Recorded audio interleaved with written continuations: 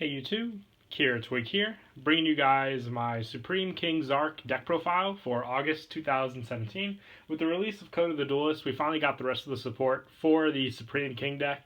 Sadly, it was a little late though because this deck is pretty much impossible to play in the new format with link summoning. So I'm bringing you guys a deck profile that is a means of playing this deck in the old format, which is the only way you'll truly enjoy this deck. So if you're going to use this deck, you're going to have to use it for that method. You can try and use the Decode Talkers and the Firewall Dragons to help make your link summonings faster with your plays. And by all means, this would be the version you would play in the link format. Just the only thing that would change would be the extra deck lineup for the deck. But without further ado, let's go ahead and get started with the actual deck profile. To start off, I play 3 Supreme King Dragon Dark Worm. He is your main go-to card most of the time for the special summoning of your Supreme King monsters, which is really cool that we finally got. His Pendulum effect is once per turn, if you control no monsters, you can place one Supreme King Gate Pendulum monster from your deck in your Pendulum Zone. Also, you cannot Pendulum summon for the rest of this turn except for dark monsters. Now that limit is not really too bad since most of the monsters that we run in this deck are dark monsters, but you use him more for the monster effect, which is if this card is normal or special summon, you can add one Supreme King Gate Pendulum monster from your deck to your hand. If this card is in your graveyard and you control no monsters, you can special summon this card, and you can only use each monster effect of Dark Worm once per turn. So the add back effect from the graveyard is mostly for the fact that you will use it after detaching this card from Supreme King Dark Rebellion, because that's the one card aside from the other ones that'll put the cards in the graveyard, so you can get them back to use for the Synchro Summons and the Fusion Summons and the Tributes for the Odd Eyes Supreme King. And then for the Pendulum Scales, running 3 Supreme King Gate 0. This is your 0 scale pendulum card, most of the time that you want to have in your scale for your plays. If you control Supreme King Zark, you take no damage, and once per turn, if you have a Supreme King Gate Infinity in your other Pendulum Zone, you can destroy both cards in your Pendulum Zone. If you do, add one Polymerization spell card or a Fusion spell card from your deck to your hand. Now, I'm more of a fan of the Astrograph Magician playstyle to get Zark out. I find it more consistent since Astrograph's monsters can be all over. They don't have to be just on the field or something like that. You can have more to work with, so I don't really go much for the Polymerization effect, but I do love the no damage with Zark on the field. And the monster effect is once per turn, you can target one other face-up card you control, destroy both it and this card. If you do, special summon one Dragon-type Fusion or Synchro monster from your extra deck, but its attack and defense become 0, as its effect negated, and it cannot be used as a material for a Synchro or Exceed summon, and if this card in the Monster Zone is destroyed by battle or card effect, you can place this card in your Pendulum Zone. So pretty easy there, and you can obviously Pendulum summon himself with this scale. He's only a 7, and Infinity is also a 7, and it's a scale of 13, meaning, you know, easy pendulum summoning of these cards as well. And you have the special summon effect, which just helps to get out those monsters quicker for Zark plays.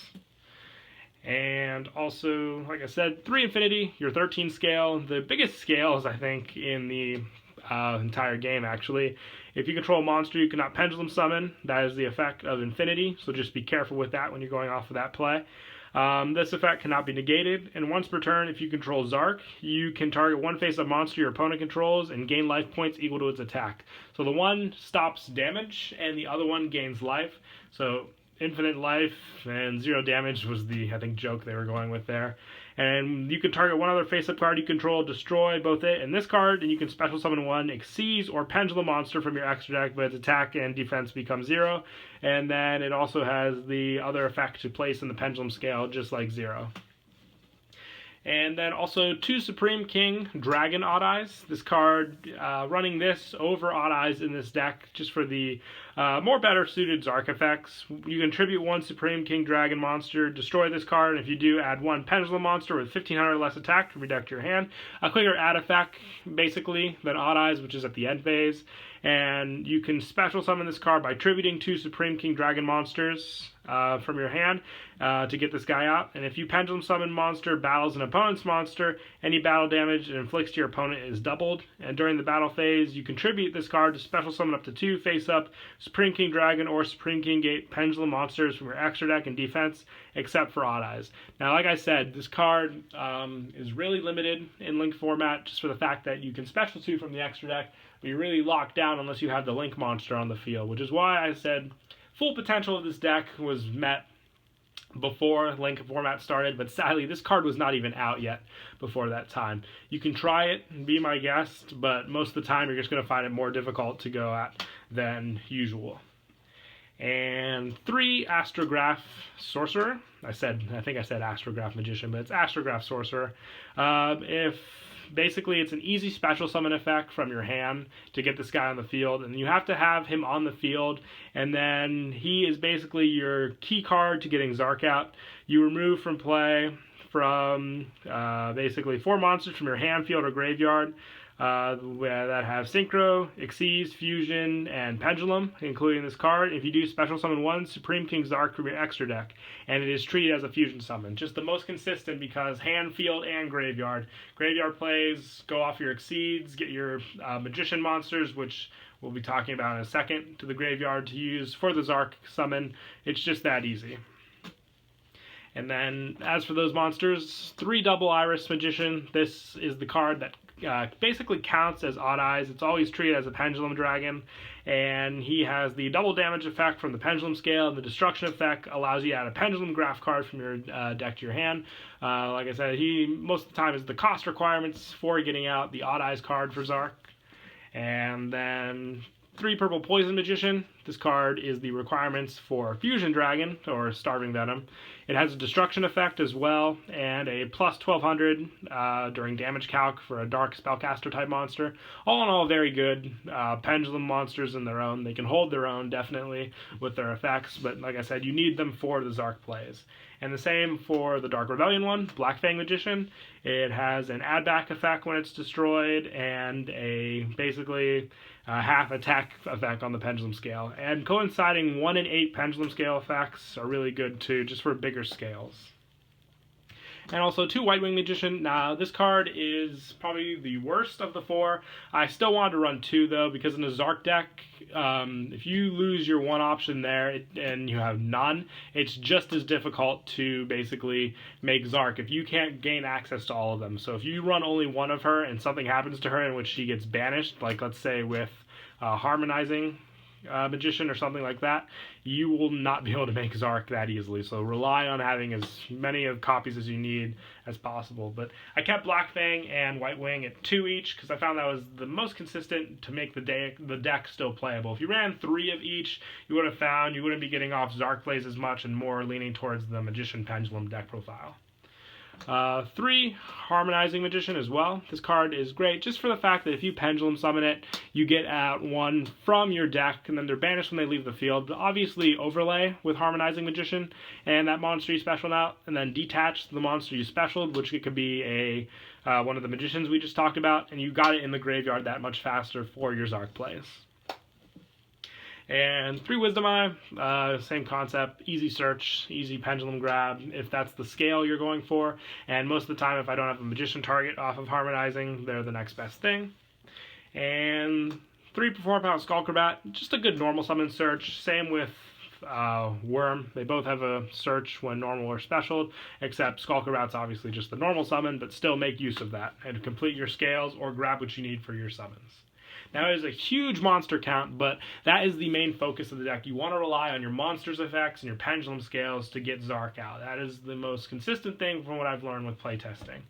But as for the spells, 2 Pendulum Call. This card, just, that good search when you need it. Protect your pendulum scales as well when you grab the right Magician ones. 2-star Pendulum Graph. This card searchable with Double Iris Magician, so you don't have to rely too much on drawing it if you get your plays off properly.